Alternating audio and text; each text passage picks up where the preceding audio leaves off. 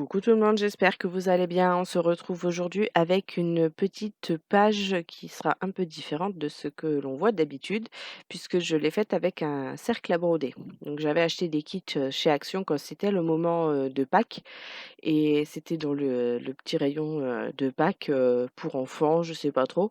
Et j'avais acheté plusieurs kits parce que je savais que j'allais faire ce projet. Donc tout d'abord, je plaque mon cercle à broder pour couper l'excédent de papier. Donc j'ai tracé autour en mettant à l'extérieur la partie qui sert à normalement serrer le tissu. Donc une fois que mon cercle est découpé, je regarde de quel côté je vais mettre ma photo en fait. Et je prends une première encre qui en fait a l'air d'être plus ou moins sèche. Donc je vais prendre cette encre-ci qui normalement fonctionne bien avec de l'eau. Donc je prends de l'eau, qui est dans un spray et je fais, un peu de la patouille, en fait. Donc là, le papier boit extrêmement bien le l'encre. Donc je retire ce qui a coulé à côté parce qu'en levant, ça a fait une sorte d'appel d'air et ça a projeté de l'encre. Donc j'en remets sur ma plaque, je remets de l'eau et je recommence l'opération jusqu'à obtenir, en fait, ce qui me plaît comme fond, quoi. C'est juste pour, rehausser la couleur de type, naturel, on va dire, du papier. Donc là, j'ai changé d'encre, j'ai mis la Piccadilly de chez Casey Art. Et là, je me rends compte que ça fait plein de petits points que je vais vous montrer. Donc là, l'encre ne se mélange pas à l'eau. Donc du coup, je retire tout ce que j'ai mis sur la plaque parce que bah, du coup, je sais que ça va faire cochon sur ma feuille et j'ai pas envie de prendre le risque. Donc finalement, je prends une autre encre une Distress, donc couleur miel, je crois.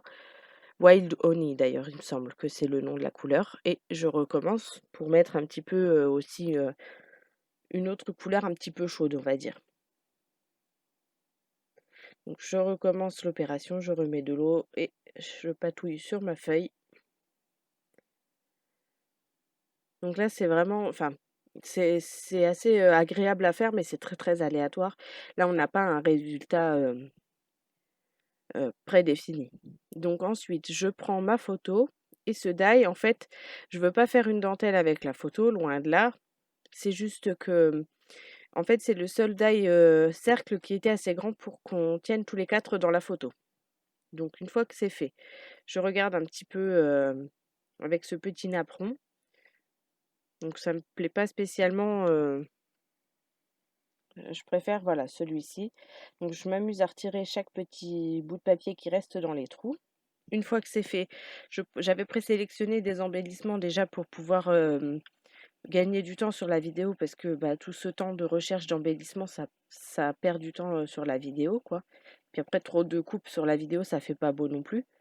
Et donc là, je commence à réfléchir un petit peu à comment je vais placer mes embellissements, tous mes tamponnages, tout ça. Donc ça, c'est tout des choses que j'ai fait sur des chutes de papier et qui sont que je range dans des boîtes spécialement faites pour ça. Enfin, que j'ai auto-attribué spécialement pour ça.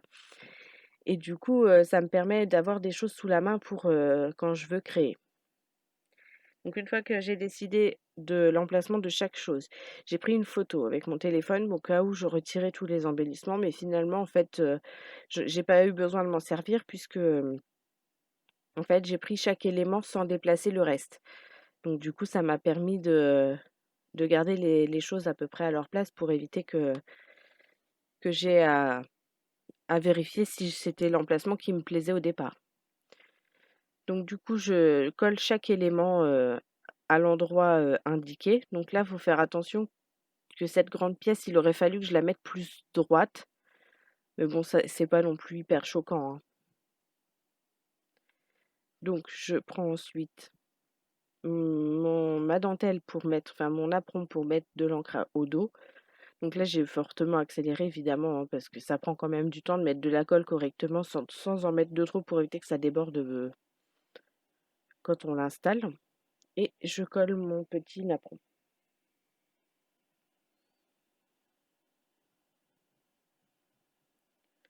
Donc là, j'ai choisi aussi des étiquettes, que j'ai tamponnées, sur du papier blanc. J'avais vraiment, là, j'ai vraiment utilisé que ce que j'avais, déjà, de près quoi, des choses, que j'ai coupées, en suivant mes astuces que je vous ai montrées en vidéo ou là, je suis même pas sûre d'avoir utilisé des choses qu'on m'a envoyées, mais ça aurait pu quoi. C'est typiquement comme c'est une création pour moi, c'est typiquement le genre de choses qui pourrait se faire parce que j'aime bien utiliser ce qu'on m'a envoyé pour, moi, en fait.